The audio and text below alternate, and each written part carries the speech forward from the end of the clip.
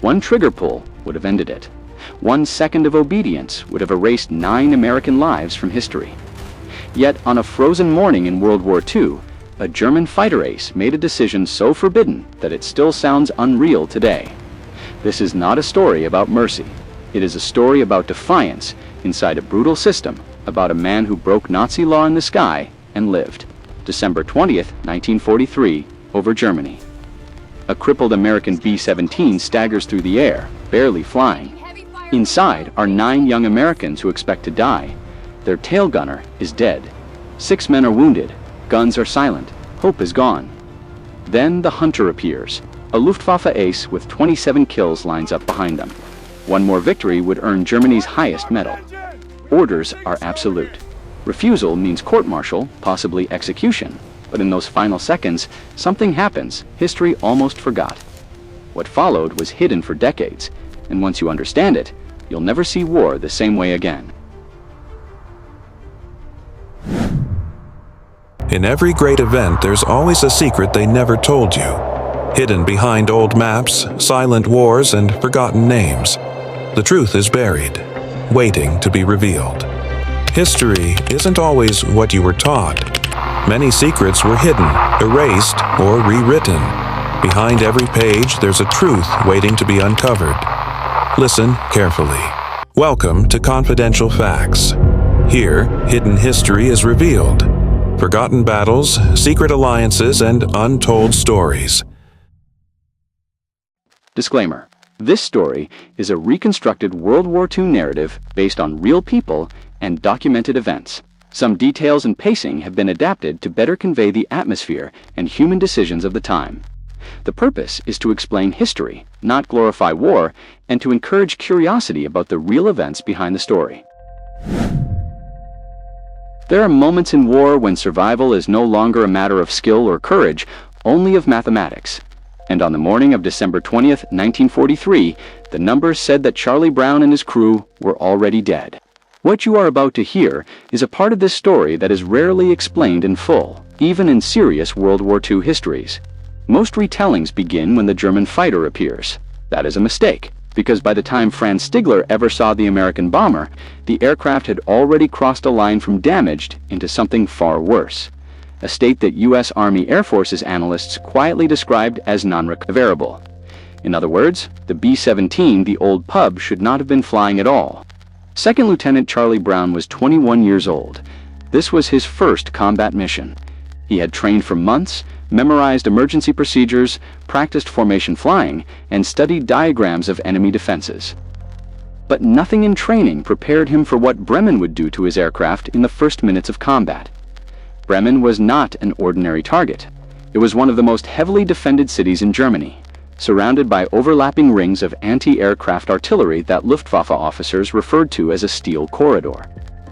American crews called it something simpler, a killing zone. As the bomber formation approached the target, German flak batteries opened fire with terrifying precision. Explosions burst at preset altitudes, not aimed directly at aircraft, but calculated to saturate the sky itself. One shell tore through the nose of Brown's bomber, shattering plexiglass and steel. The bombardier, Andy Andrews, was badly wounded, bleeding heavily and exposed to sub-zero air. Another burst severed oxygen lines, instantly turning the interior of the plane into a freezing, hypoxic chamber. Crew members struggled to breathe. Frost formed on everything: guns, faces, wounds. Then came the hit that sealed their fate. A flak shell exploded near the tail, killing the tail gunner, Sergeant Hugh Ashlock. His body slumped forward, unseen by the rest of the crew. Brown would not fully grasp that one of his men was dead until long after they landed. At the same time, defensive gun positions were destroyed or jammed. Of the B-17's 11 guns, only 3 remained operational. German fighter pilots were trained to recognize this instantly. A bomber that did not fire back was not a threat, it was prey. Here is a hidden fact most people never learn. U.S. Army Air Force's procedure required pilots to abandon aircraft with damage this severe. Brown had every legal and tactical justification to order the crew to bail out, but bailing out over Germany meant capture at best, death at worst, especially for wounded men who might not survive the jump. Brown chose to stay airborne, fully aware that he was now flying a plane that doctrine said could not be saved. The formation moved on. Escorts turned back due to fuel limits. The B-17 was alone. Flying alone was a death sentence. American bombing doctrine depended on tight formations, overlapping fields of fire, and mutual defense. Lone bombers were statistically annihilated. Luftwaffe interception reports from 1943 show that isolated B-17s were destroyed in minutes, sometimes seconds. Brown knew this. Every crewman knew it. Yet they pressed on, because turning back would mean flying even longer through enemy airspace, slower, lower, bleeding fuel and oxygen. Inside the aircraft, conditions deteriorated rapidly. Blood froze on the floor. Wounded men drifted in and out of consciousness. The aircraft could not maintain altitude. Control surfaces responded sluggishly. Brown was fighting the plane as much as the enemy, and perhaps most critically, the bomber was descending unintentionally into the altitude band most favorable for German fighter attack. By the time the B-17 crossed deeper into Germany, it was no longer part of a mission. It was a solitary, wounded object moving through hostile sky. This is the moment where most wartime stories would end. And yet, this is also the moment when the most dangerous phase began, because somewhere below, German fighters were landing, refueling, and rearming. And among them was a pilot whose presence would turn this doomed flight into one of the most morally explosive encounters of the entire war. What makes this moment so difficult to understand, and so rarely discussed, is that the old pub was no longer just a military target. It had become something else entirely, a visible test of what war demanded from those who still had a choice. Charlie Brown did not know this yet. All he knew was that the sky had gone quiet. No flak, no escorts, no formation. Only the sound of damaged engines and the knowledge that German fighters would find them. They always did. If this moment feels unbearably tense, it should, because the next segment introduces the man who saw this bomber exactly as German doctrine trained him to see it, and then chose to do something no rule book allowed. Stay with this story. Subscribe and continue to segment 2, where we meet the ace who had every reason to kill them and one reason not to. If Franz Stigler had pulled the trigger, no one would remember his name, and that is exactly why this moment still unsettles historians. What you are about to hear is a side of this encounter that almost never appears in simplified retellings. Franz Stigler is often described merely as the German pilot who spared an American bomber. That description is dangerously incomplete, because on December 20th, 1943, Stigler was not acting from softness, weakness, or hesitation. He was acting from a position of absolute authority in the air, backed by doctrine, medals, and the full weight of Nazi military law. To understand the gravity of what he chose not to do, you must first understand who he was and what the system expected of him in that exact moment. By late 1943, the Luftwaffe was no longer the confident, dominant air force it had been earlier in the war. Losses were catastrophic. Veteran pilots were dying faster than they could be replaced. Fuel was scarce, training hours were reduced, and yet, for the men still flying, expectations only intensified. Aerial victory counts were more than numbers. They were survival tools. Promotions, privileges, and assignments depended on them.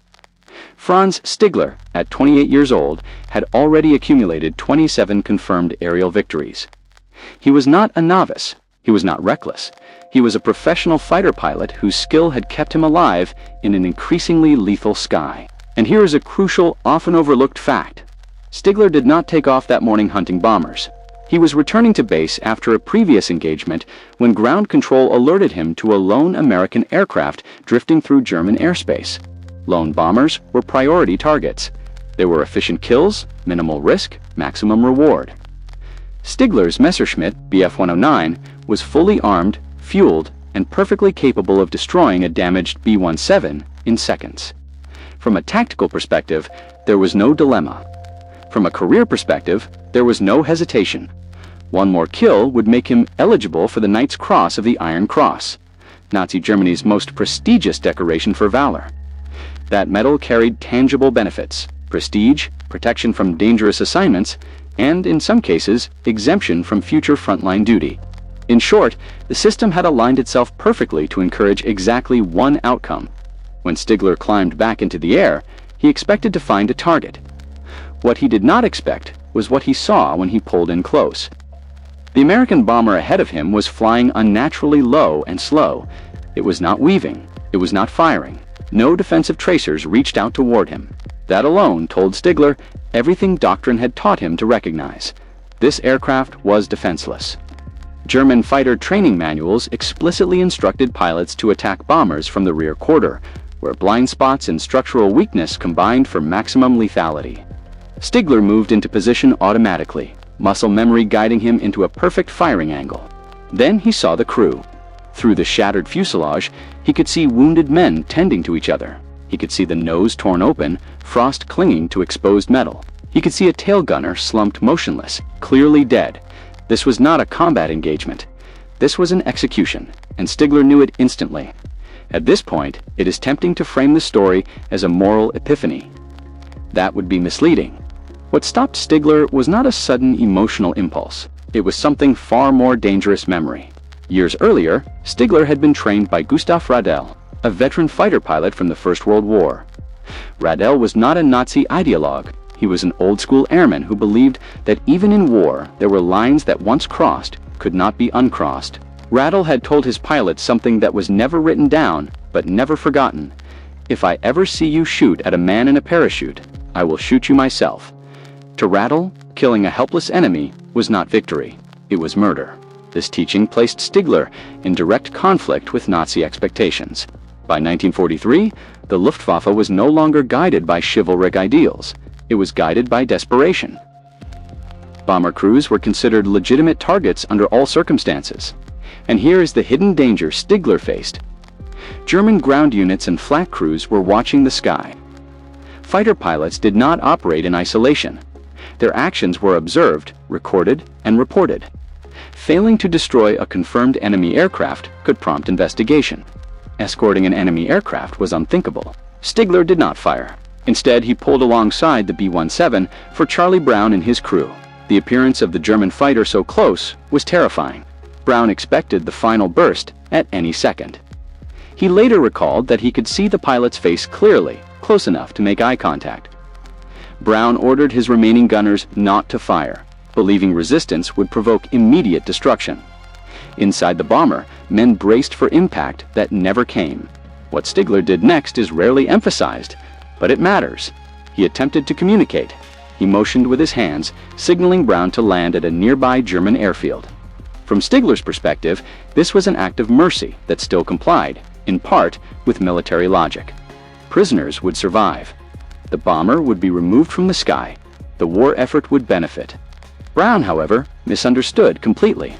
He believed the German was trying to trick him into capture. He shook his head and kept flying. At that moment, Stigler faced a narrowing corridor of options. If he fired, he would be rewarded. If he disengaged, the bomber would likely be destroyed by flak or another fighter. If he escorted the bomber, he would be committing an act that bordered on treason. And yet, escorting was exactly what he chose. This decision cannot be overstated in its danger. Flying formation with an enemy aircraft exposed Stigler to fire from his own side. German flak gunners were trained to fire on bomber silhouettes, not on identification codes. By placing his fighter next to the B-17, Stigler risked being shot down by German anti-aircraft fire. More importantly, he risked witnesses, and witnesses meant questions. As they approached the North Sea, Stigler stayed with the bomber until it was clear they were beyond effective flak range. Only then did he pull away. Before leaving, he raised his hand in a salute. This was not a friendly gesture. It was a farewell, because once he turned away, there could be no explanation, no justification, no record. Stigler landed and said nothing. Brown landed in England and was immediately ordered never to speak of the incident. The U.S. Army Air Forces feared stories like this would blur the enemy image and undermine morale. Silence was enforced on both sides. What makes this segment of the story so haunting is not what happened in the sky, it is what did not happen afterward. No medal, no report, no recognition. Only two men, separated by ideology and language, carrying the same forbidden memory. And that memory would not stay buried forever. Continue to segment 3, where we uncover the most dangerous part of this story. Not the encounter itself, but the decades of silence that followed.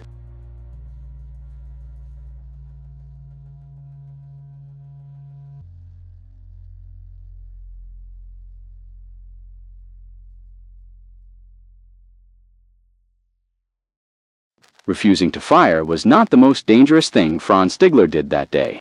Flying beside the bomber was...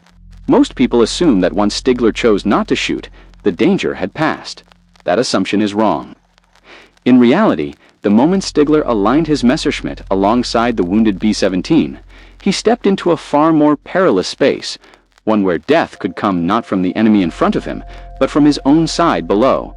This is the part of the story that is almost never explained properly, because it requires understanding how German air defense actually worked in late 1943, and how little room there was for individual deviation.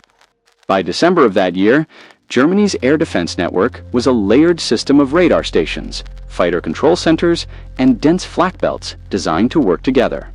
Fighter pilots were not lone hunters operating freely. They were nodes in a surveillance web. Ground controllers tracked aircraft movements. Flak crews observed engagements visually. Every burst of fire, every pass, every kill was subject to later analysis. A lone American bomber flying low and slow was not just visible, it was irresistible. When Stigler chose to stay with the bomber, he was doing something no Luftwaffe manual prepared him for, actively interfering with the German kill chain. The B-17, the old pub, was descending. Its damaged systems could not hold altitude. This brought it directly into the most lethal zone of German airspace, the altitude band, where medium and heavy flak overlapped with fighter interception routes. Under normal circumstances, flak batteries would open fire immediately, and they likely would have had the bomber been alone, but it wasn't. Stigler placed his fighter in close formation, deliberately overlapping the bomber's silhouette. This was not symbolic, it was tactical. Flak gunners were trained to fire based on bomber profiles and speed. A fighter aircraft, flying unnaturally close, disrupted their firing solution. It created hesitation, confusion, and risk of friendly fire. In effect, Stigler turned his own aircraft into a shield, a move that exposed him to deadly fire from the ground. This detail is critical, and it is often missed. Stigler could have been killed by German flak at any moment, and even if he survived the escort, witnesses remained a threat. German airspace was crowded. Other pilots could see him. Ground observers could report him. Any unexplained failure to engage an enemy bomber raised suspicion. The Luftwaffe, at this stage of the war, was increasingly paranoid about discipline. Desertion, defeatism, and lack of fighting spirit were punishable offenses. There were pilots executed for less ambiguous behavior. Stigler understood this. That is what makes his next actions so extraordinary. As he flew alongside the bomber, he tried one final time to resolve the situation within a framework that would still preserve his life. He signaled to Charlie Brown, motioning downward, attempting to communicate a landing instruction. In Stigler's mind, this was a compromise. Land, surrender, live. It would remove the bomber from the sky without requiring him to fire. Charlie Brown did not understand. Inside the B-17, Brown saw only an enemy fighter making strange gestures. He believed reasonably that the German was attempting deception. Bomber crews were warned about ruse as Brown shook his head and continued flying. He later recalled that this moment terrified him more than flak. He was convinced that the Germans' patience was about to end. It did not. At this point, Stigler had exhausted every option that could be rationalized within military logic. What remained was a decision that existed completely outside doctrine. He stayed with them. They flew together toward the North Sea, minute after minute, crossing a boundary that mattered more than any line on a map. As they moved farther from the heart of German defenses, the likelihood of flak fire decreased. Only when Stigler was certain the bomber had a clear path toward neutral airspace did he prepare to break away. And then came the salute. This gesture is often misunderstood. It was not romantic, it was not sentimental, it was final. In the culture of fighter pilots, a salute in combat was not casual. It meant acknowledgement of courage, of shared risk, of something that could not be spoken aloud. By saluting, Stigler was closing the encounter permanently. There would be no second chances, no explanations. He turned away and flew home alone. For Charlie Brown and his crew, survival did not immediately feel real. The bomber barely reached England. When it landed, ground crews were stunned that it was still airborne. Brown and his men were rushed into debriefing, and that is where the second half of the danger began. They were ordered never to speak of what had happened. This is another hidden aspect of the story that is often ignored. The U.S. Army Air Forces did not want stories of enemy mercy circulating among bomber crews. The air war depended on a clear psychological framework. The enemy was ruthless, efficient, and unyielding. Any deviation from that image threatened morale. Brown was explicitly warned that discussing the incident could result in disciplinary action. On the German side, silence was even more critical. Stigler did not report the encounter. He could not. There was no acceptable explanation for why a lone bomber had escaped. Claiming mechanical failure or loss of contact would invite scrutiny. Claiming mercy would invite worse. So he said nothing. He continued flying combat missions, carrying a memory that could never be shared. This mutual silence is what allowed the story to disappear. For decades, the encounter existed only in fragments. A strange memory for Brown. A buried decision for Stigler.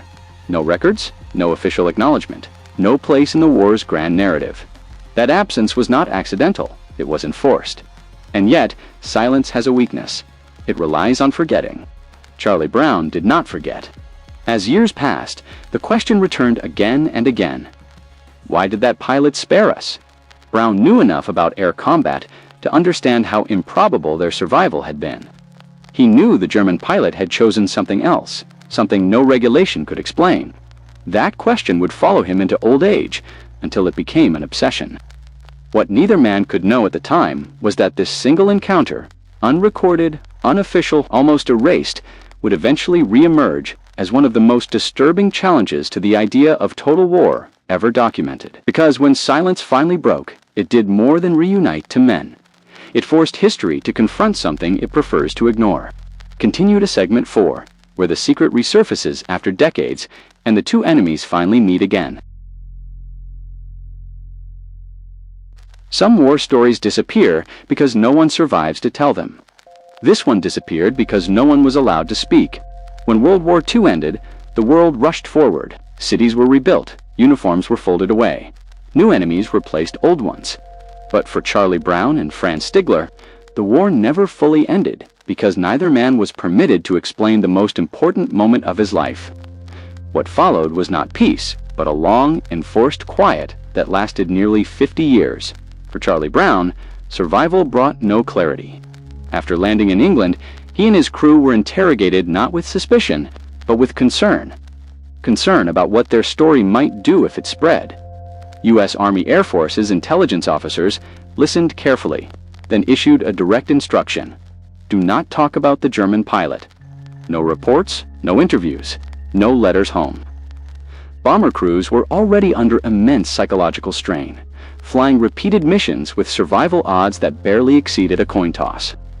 Commanders feared that stories of enemy restraint might erode the mental framework that allowed men to keep flying. War required certainty. Moral ambiguity was dangerous. Brown obeyed. He finished his service. He returned home. He married. He built a life. And yet, the unanswered question followed him everywhere. He had seen death up close. He had accepted it. What he could not accept was survival without explanation. Why had that German pilot spared them? Why escort them? Why salute? For decades, Brown had no language for what he had witnessed. He only knew it had happened and that it mattered. On the other side of the Atlantic, Franz Stigler lived with a different burden. For him, silence was not just policy, it was protection. Post-war Germany was a place of reckoning. Former Luftwaffe pilots were scrutinized, questioned, and, in some cases, prosecuted. The line between soldier and criminal was thin and often political. Admitting to an act of mercy toward the enemy might sound admirable in hindsight, but in the immediate aftermath of the war, it raised dangerous questions. Why had he disobeyed orders? What else had he disobeyed? Whose side had he really been on? Stigler chose anonymity. He left Germany. He immigrated to Canada. He became a businessman. He spoke little about the war. Even among fellow veterans, he avoided discussing aerial combat in detail. The encounter with the B-17 remained locked away, not because he regretted it, but because acknowledging it would reopen wounds the world wanted sealed. This parallel silence, one enforced by command, the other by necessity, allowed the story to vanish from history. But silence is not the same as forgetting. In the late 1980s, Charlie Brown reached a point where the question would no longer stay buried. He was aging. Time was narrowing, and he understood something crucial. If he did not find the German pilot now, he never would. What began as curiosity had become obligation. Brown believed that if a man had risked his life to save Americans, that fact deserved to be known, not celebrated, but recognized. Brown began writing letters, not vague inquiries, but precise accounts. He described the date, the location, the aircraft damage, the gestures, the escort to the North Sea, the salute. He sent these letters to Luftwaffe veteran associations, historical groups, and former fighter pilot networks. For years, nothing came back. No confirmation, no denial. Just silence, the same silence that had buried the event in the first place. Then, one letter reached Franz Stigler. When Stigler read it, he did not hesitate. He later said that every detail matched perfectly. The damaged bomber, the wounded crew, the tail gunner. This was the aircraft. These were the men. For the first time in decades, the silence broke. When Brown and Stigler finally spoke, there was no need for explanations. No apologies, no justification.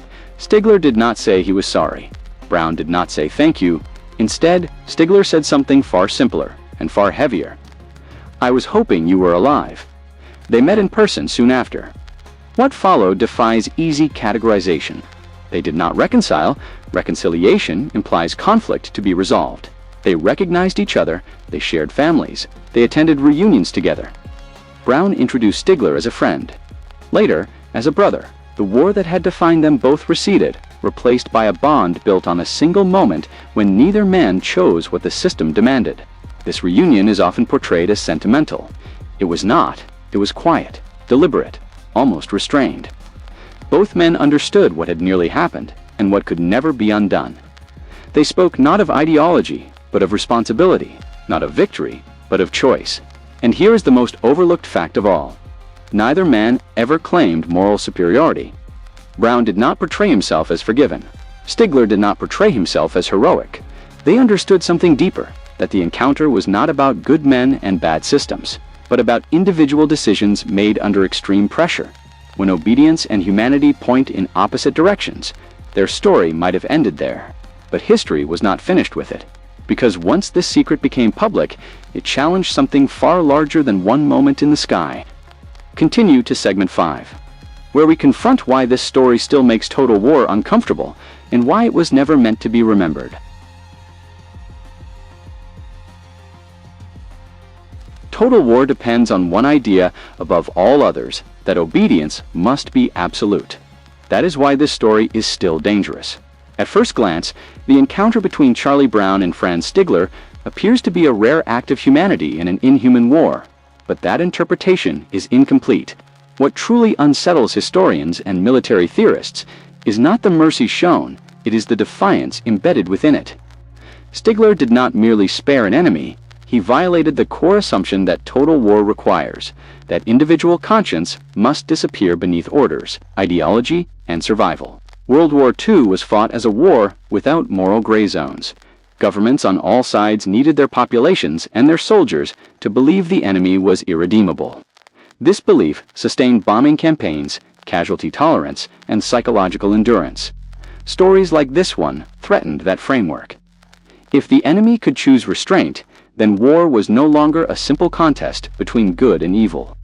It became something far more unsettling, a series of human decisions made under pressure. That is why this story was buried. Not because it was false, but because it was inconvenient. In modern military ethics programs, this encounter is quietly discussed as an example of moral agency under extreme conditions. It raises questions that armies rarely want asked openly. What happens when lawful orders conflict with personal honor? Where does responsibility truly lie? Can disobedience ever be ethical? Franz Stigler never framed his action as heroism. Charlie Brown never framed his survival as forgiveness. Both men understood that the moment did not redeem the war, it simply exposed its limits. One decision did not stop the bombing campaign. It did not shorten the conflict. It only proved that even in a system designed to erase humanity, it could not be completely destroyed. That is the uncomfortable truth at the center of this story. Not that enemies can become friends, but that war depends on convincing people they never could. If this story challenges the way you think about conflict, history, or obedience, then it has done what it was never meant to do. And if stories like this matter to you, remember them, share them, and question the narratives that insist war is simple. Because once we stop asking those questions, war becomes easier to repeat.